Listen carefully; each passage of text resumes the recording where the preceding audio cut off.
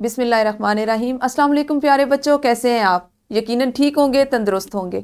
मैं हूं आपकी मौलमा मिस अक्सा जाहिद अकबर और हम पढ़ रहे हैं अपनी उर्दू जमात चहारम।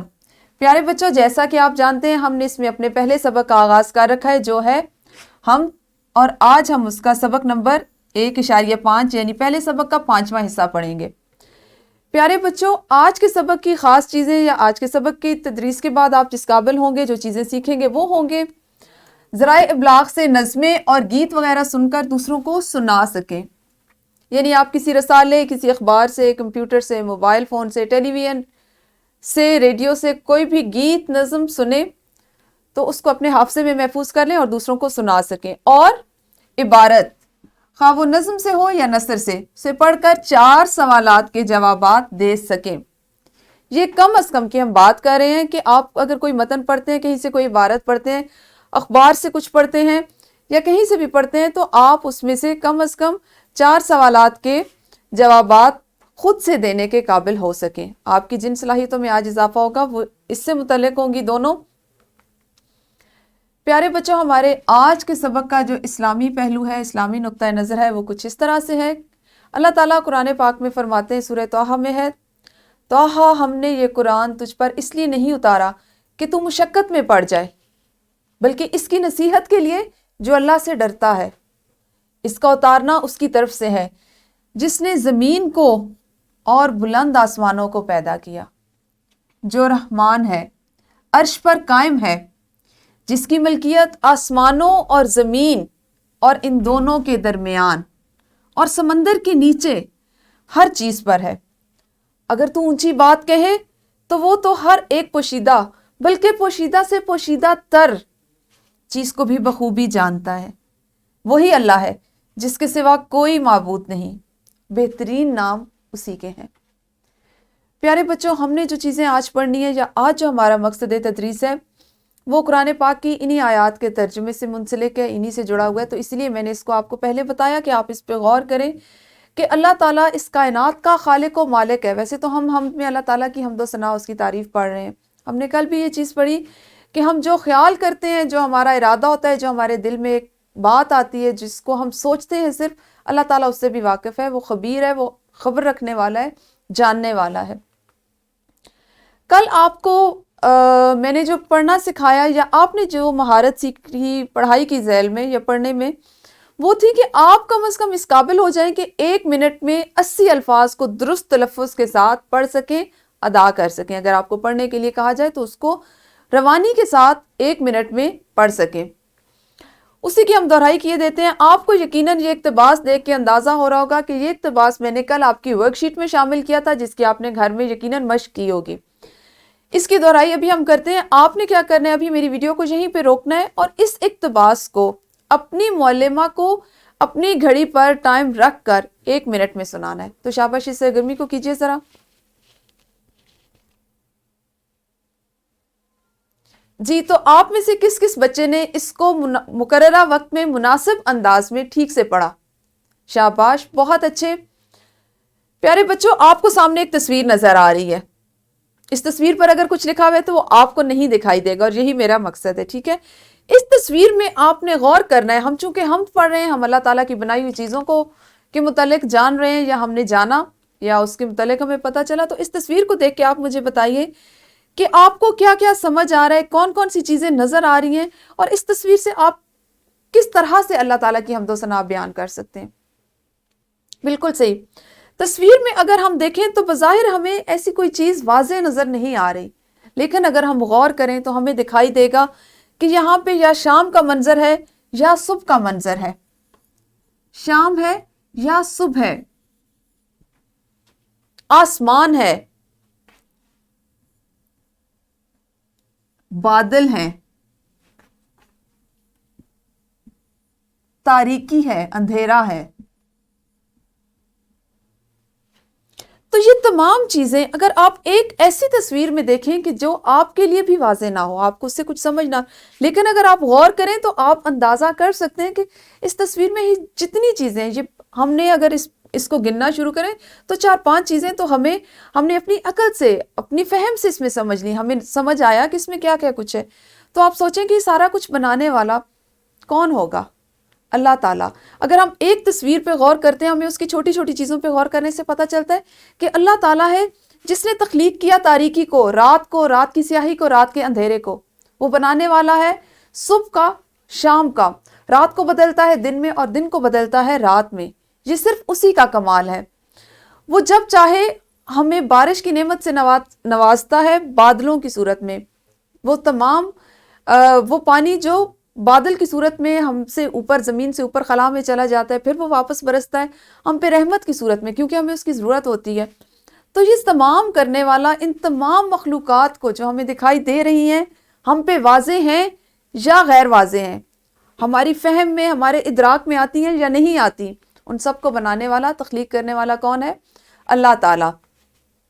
آج ہمارا مقصد تدریس چونکہ صرف اور صرف پڑھنا ہے کہ آپ کسی عبارت خواہ وہ نظم سے ہو یا وہ نثر سے اس کو پڑھیں اور آپ اس قابل ہو سکیں کہ اس میں سے 4 سوالات کے کم از کم 4 سوالات کے جوابات دے سکیں. تو آپ کی کتاب میں پڑھنا کی ذیل میں ایک نظم دی گئی ہے.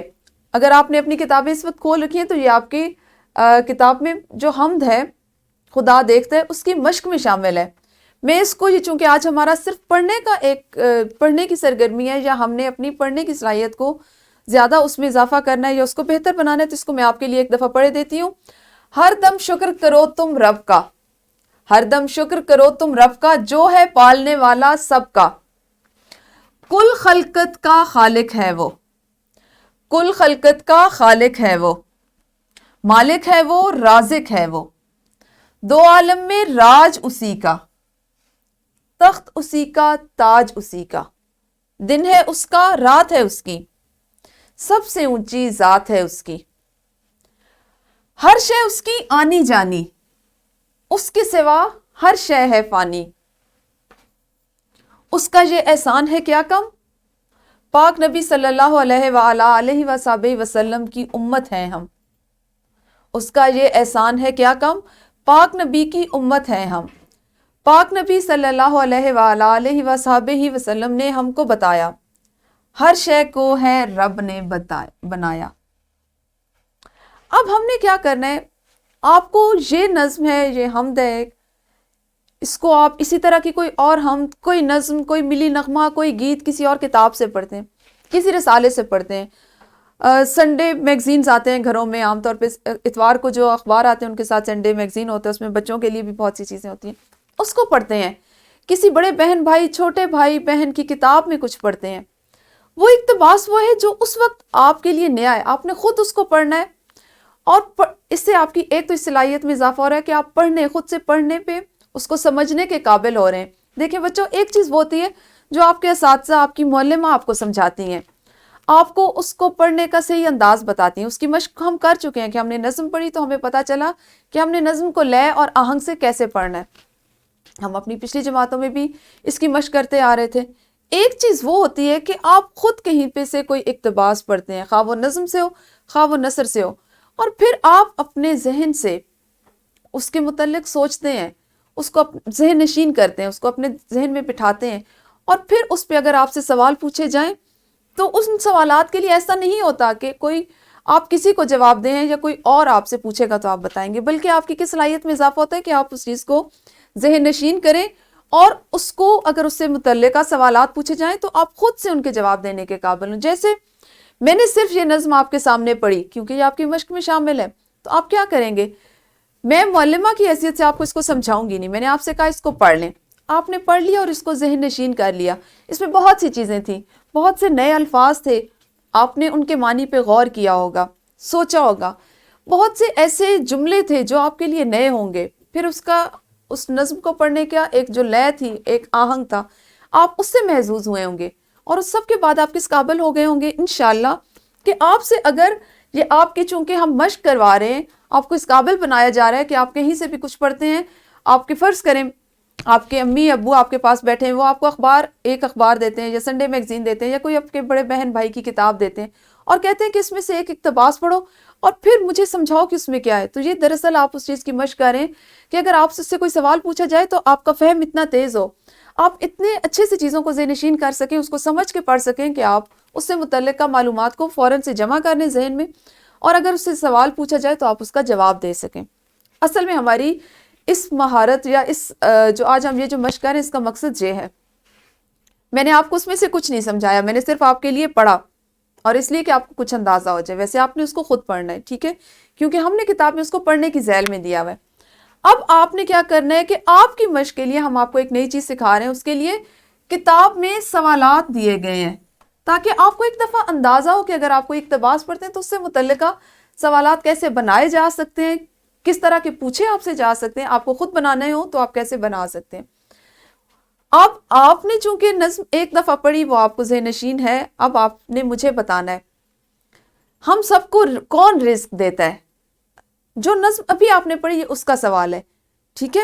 پھر آپ کے پاس اگلا سوال ہے کہ ہر شے فانی ہونے سے شاعر کی کیا مراد ہے۔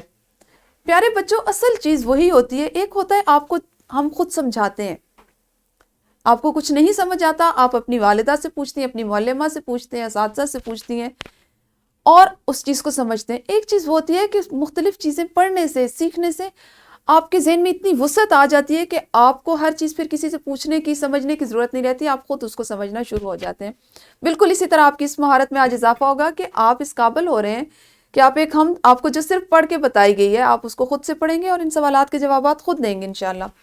تیسرا سوال ہے کہ اللہ تعالیٰ کا انسانوں پر سب سے بڑا احسان کون سا ہے۔ اس سوال کا جواب بھی اگر آپ غور کریں تو جو نظم ابھی آپ نے پڑھی اس میں پوشیدہ ہے، اس میں مذکور ہے۔ اگلا سوال ہے آپ کے پاس، ہمارے نبی صلی اللہ علیہ وآلہ وسلم نے ہمیں کون کون سی باتیں بتائیں۔ اب آپ نے کیا کرنا ہے کہ اس ویڈیو کو یہیں پہ روکنا ہے اور ان سوالات کے جوابات اگر تو آپ کو میرے نظم پڑھنے سے سمجھ میں آ گئے ہیں تو ہاتھ کھڑا کریں اور اپنی معلمہ کو بتائیں، اور اگر آپ میں سے اکثریت کو، زیادہ بچوں کو ابھی نظم کی اچھے سے تفہیم نہیں ہوئی، سمجھ نہیں آئی، تو آپ نے اس نظم کو خود پڑھنا ہے، خاموشی سے پڑھیں، زیر لب پڑھیں، اور 5 منٹ کے بعد اپنی معلمہ وہ آپ سے یہ سوالات پوچھیں گے اور آپ ان کے زبانی جوابات دیجیے۔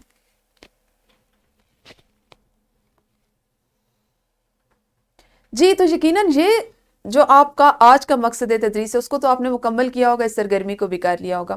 اب ایک سرگرمی ہم اور کریں گے، اور وہ کچھ اس طرح سے ہے کہ آپ کی معلمہ جو ہے وہ آپ کو جماعت میں موبائل فون سے، یا اگر آپ کی جماعت میں یا آپ کے اسکول میں کمپیوٹر موجود ہے، کمپیوٹر لیب ہے، اس کی سہولت ہے، تو وہاں لے جائیں گی اور کوئی مترنم ہم سنوائیں گی۔ مترنم ہم سے یہ مراد ہے جو ترنم سے پڑھی جا رہی ہو، اور آپ نے اس پر اپنی رائے کا اظہار کرنا ہے۔ ہر بچے نے، آپ کی معلمہ اگر آپ کو بھی جماعت میں موبائل سے کوئی ہم سنواتی ہیں، 1 2 یا 3 ہم، تو آپ نے ان کو غور سے سننا ہے، اور ہر بچے نے فردن فردن بتانا ہے کہ اس کو ہم کیسی لگی، اس کی پسندیدگی کی وجہ کیا تھی، آیا اس میں جو مفہوم تھا، اس کے جو موضوع تھا وہ اچھا لگا، اس کی لے اچھی لگی، اس کا آہنگ اچھا لگا، اس کے قافیہ اور ردیف کی جو بندش تھی وہ اچھی لگی۔ آپ نے اس سرگرمی کو ابھی جماعت میں کرنا ہے۔ شاباش، ویڈیو کو روکیے اور اس کو کیجیے۔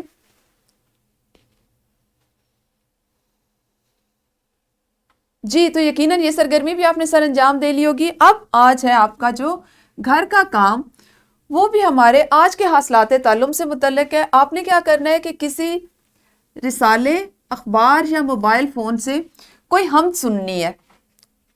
اگر موبائل فون سے کریں گے تو وہ اس کو آپ سنیں گے، اخبار یا رسالے سے لیں گے تو یقیناً اس کو آپ پڑھیں گے۔ آج ہم 2 سرگرمیاں کر رہے ہیں، اپنی 2 صلاحیتوں میں اضافہ کر رہے ہیں، ایک پڑھنے کی اور ایک ذرائع ابلاغ سے کچھ سن کے اس پہ اپنی پسند کا اظہار کرنے کی۔ تو آپ نے کوئی حمد سننی ہے یا پڑھنی ہے، اس کو کاپی پر لکھنا ہے، اور اگلے دن یعنی کل آپ نے اس کو آ کے جماعت میں بھی سنانا ہے۔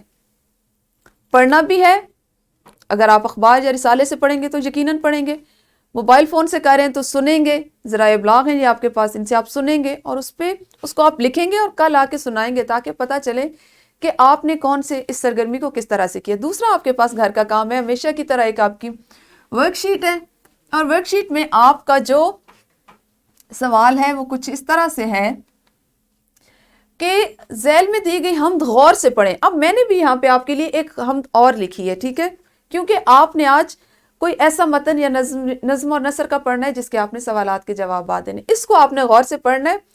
اور اس کے بعد جو میں نے آپ کے لیے 4 سوالات تیار کیے ہیں، خاص طور پر کیونکہ ہمارا آج کا مقصد ہے تدریس یہی ہے، تو آپ نے صمت کو پڑھنے کے بعد خود سے یہاں پہ 4 سوال بنانے، میں نے جگہ ان کے لیے چھوڑ دی ہے، سوال نمبر 1 2 3 اور 4 کی۔ آپ نے ان 4 سوال پہلے اس کو پڑھنا ہے، پھر 4 سوال خود بنانے اور خود ان کے جواب اس حمد سے متعلق تحریر کرنے۔ یہ ہوگی آپ کی ورک شیٹ۔ اساتذہ کرام، آپ کی سہولت کے لیے لیسن پلان، پی پی ٹیز اور ورک شیٹ ڈسکرپشن باکس میں موجود ہے۔ آپ جب چاہیں اس کو اپنی سہولت اور آسانی کے مطابق ڈاؤن لوڈ کر کے اس سے فائدہ اٹھا سکتے ہیں۔ شکریہ۔